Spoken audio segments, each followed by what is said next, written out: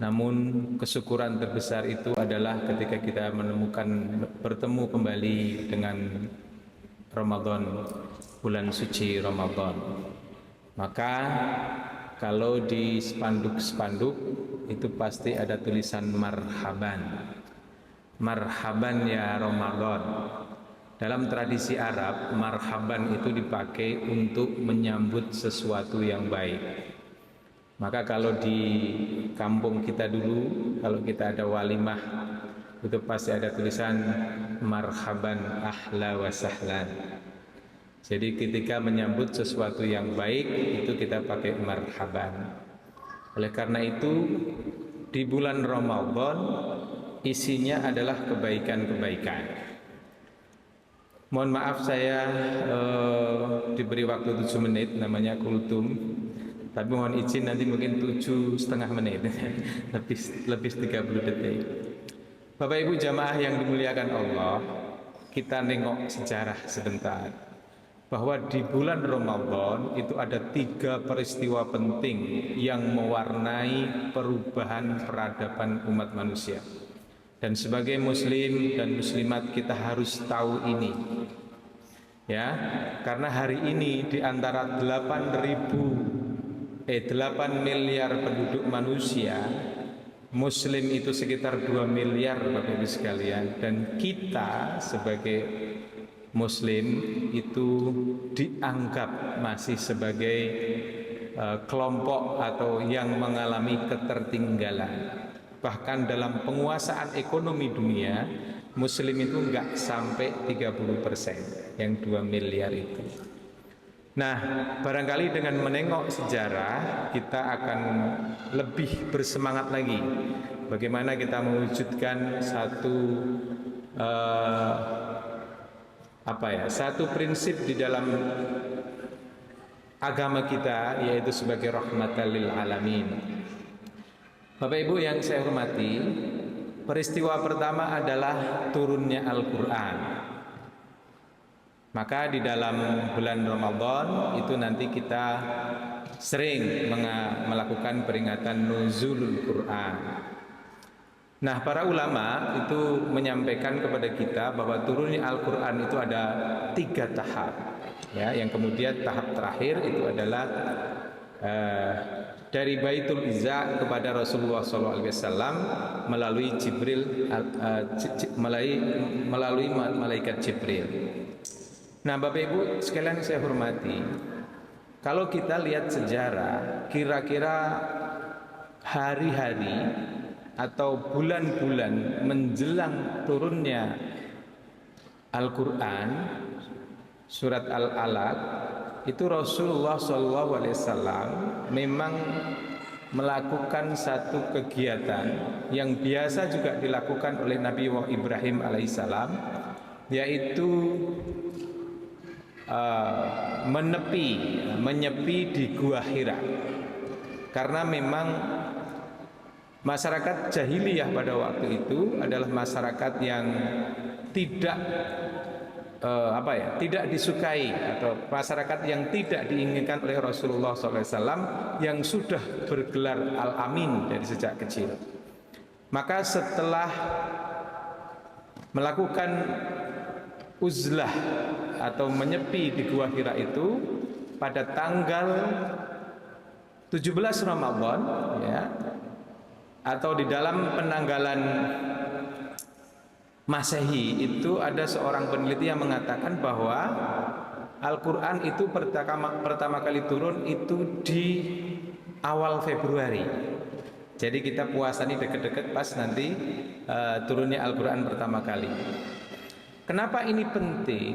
Karena Al-Quran dengan ayat pertama Iqra yang memerintahkan kita membaca itu adalah budaya baru di kalangan masyarakat Quraisy pada waktu itu, karena sebagian besar masyarakat Quraisy itu mentransfer ilmu, mentransfer budaya dari generasi ke generasi itu menggunakan budaya lisan. Jadi diceritakan dari generasi ke generasi. Tetapi perintah Allah Subhanahu wa taala pertama itu adalah Iqra, yaitu membaca. Nah, oleh karena itu kalau sekarang Banyak penelitian mengatakan bahwa umat Islam itu paling sedikit membaca. Ini tentu menjadi ironi. Maka bulan Ramadan ini saya menyebutnya tidak hanya sebagai Syahrul Syam, tapi sebetulnya juga Syahrul Quran. Syahrul Quran itu berarti Syahrul Ilma, Bapak Ibu sekalian. Karena Al-Quran itu minimal mengandung 6 hal di dalam Al-Quran. Selain akidah, yaitu memberikan pemahaman kita tentang Allah Subhanahu wa Ta'ala, surat Al-Baqarah 255 yang sering kita baca. Di dalam Al-Quran juga ada syariah atau ibadah, puasa, kemudian juga sholat, gitu ya. Kemudian ada juga tentang muamalah, bagaimana kita bergaul dengan manusia lain, dengan orang lain, bergaul dengan tetangga dan seterusnya. Al-Quran juga berisi tentang akhlak. Akhlak kita kepada Allah, akhlak kita kepada anak, kepada orang tua dan seterusnya. Dan yang terakhir, Al-Quran itu berisi tentang ilmu pengetahuan. Nah, ini seringkali yang kurang dieksplor, kurang didalami oleh kita semua sebagai kaum muslimin. Maka mari kita jadikan Ramadan ini adalah momentum sebagai bulan ilmu pengetahuan. Dengan begitu, maka ketertinggalan kita sebagai umat Islam itu nanti bisa kita kejar. Bapak Ibu jamaah yang dimuliakan Allah, yang kedua, bulan Ramadan itu adalah bulan perang Badar. 2 Hijriah setelah Nabi Hijrah, 2 tahun setelah Nabi Hijrah. Tepatnya perang Badar itu terjadi pada tanggal 13 Maret. Nah, sebentar lagi kita peringati perang Badar itu 13 Maret 624 Masehi atau 17 Ramadan tahun kedua Hijriah. Nah, apa makna perang Badar bagi kita ini?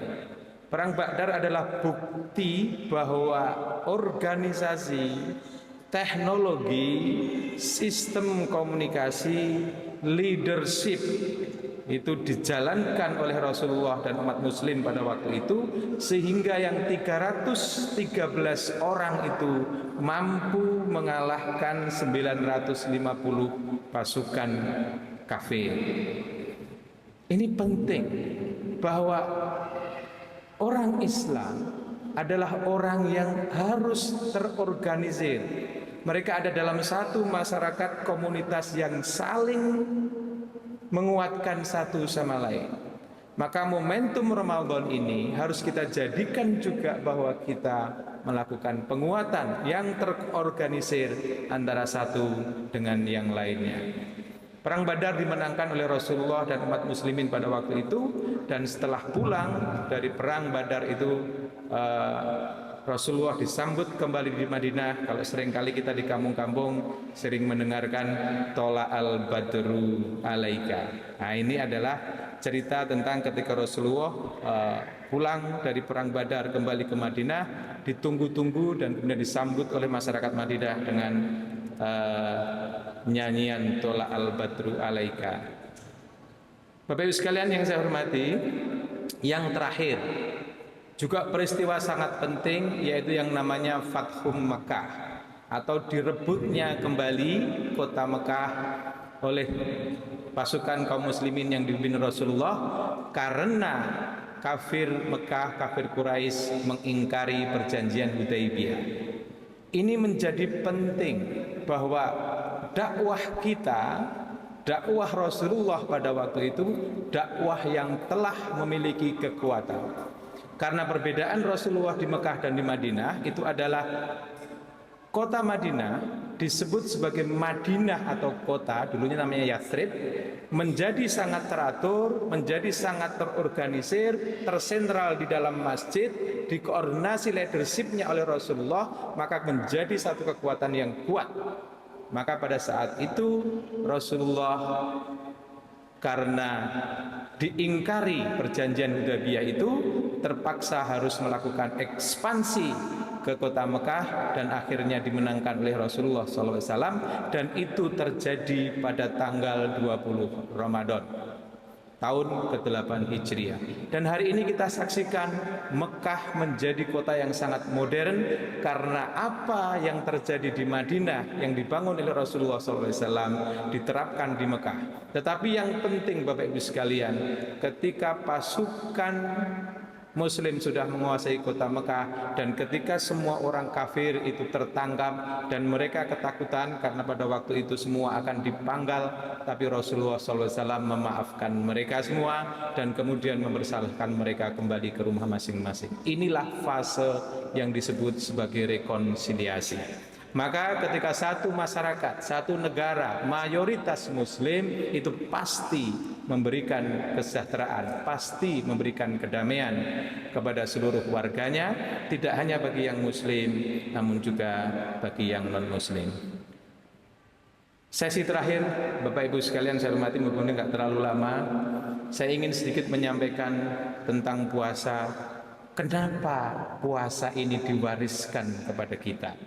Karena surat Al-Baqarah 83, kama kutiba alal ladzina min qablikum. Artinya puasa itu sudah dijalankan oleh masyarakat-masyarakat zaman dahulu. Kenapa puasa ini diwariskan kepada kita? Kalau sholat kita membaca suratul Fatihah, ihdinas siratal mustaqim.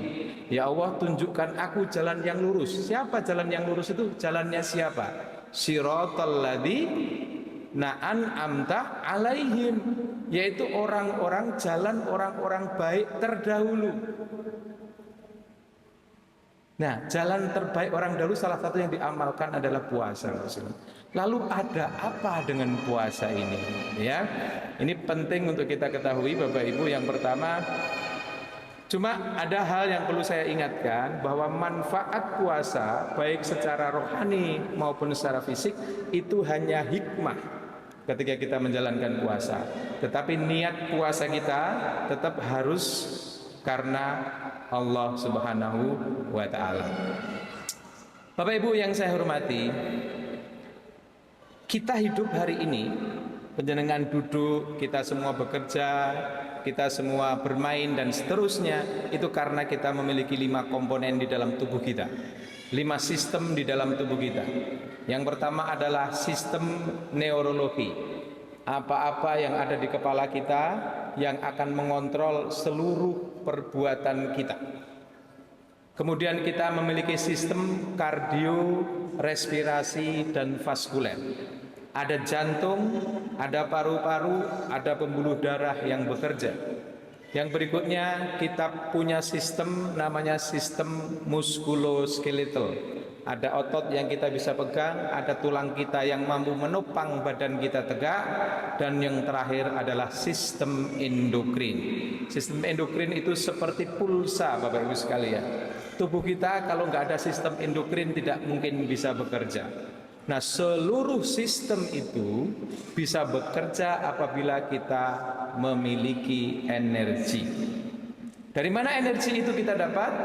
Energi itu kita dapat dari makanan dan minuman yang kita konsumsi sehari-hari.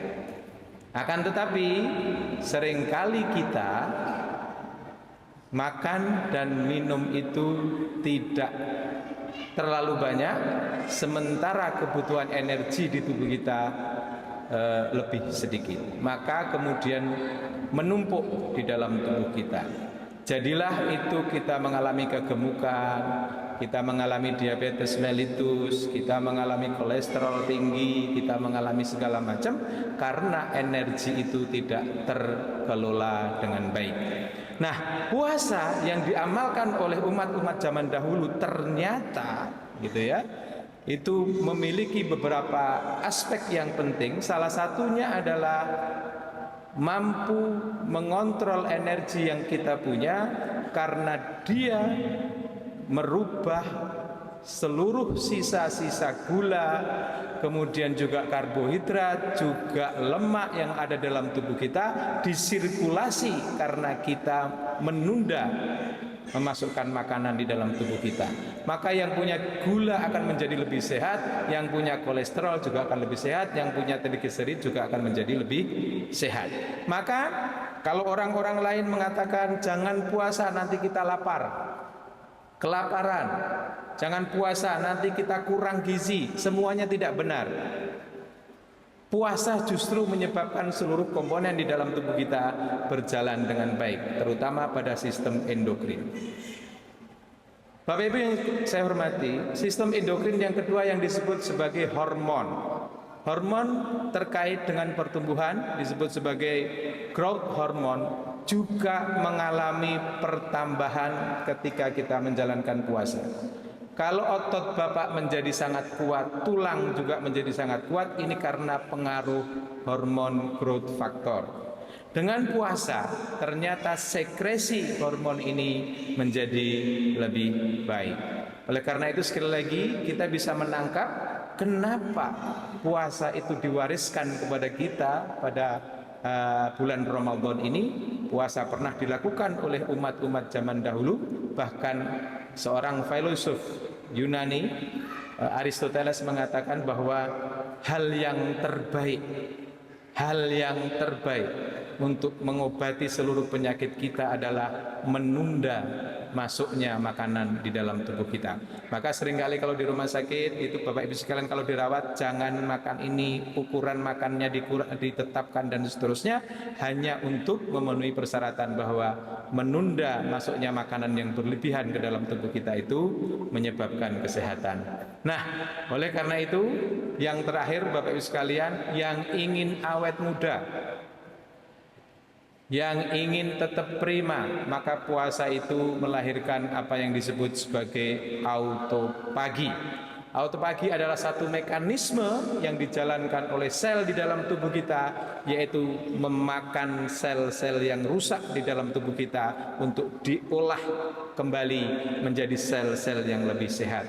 Maka biasanya pada tanggal 29 Ramadan Bapak Ibu sekalian kelihatan lebih sehat, lebih fresh wajahnya.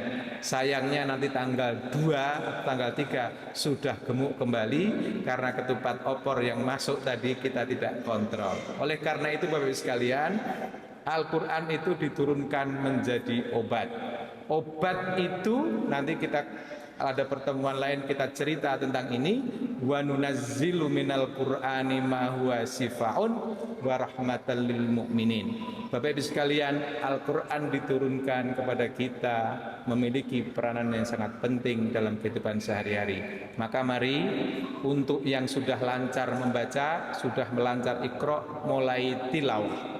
Tilawah itu mulai memahami artinya, mencari asbabun nuzulnya, rangkaiannya dengan ayat sebelumnya, sesudahnya dan saat yang lain. Sehingga kita mengalami improve, mengalami perkembangan di dalam pemahaman kita tentang Al-Quran dan tentang agama kita. Karena wajib Bapak sekalian, kita itu memiliki kewajiban dua dalam rangka thalabul ilmu.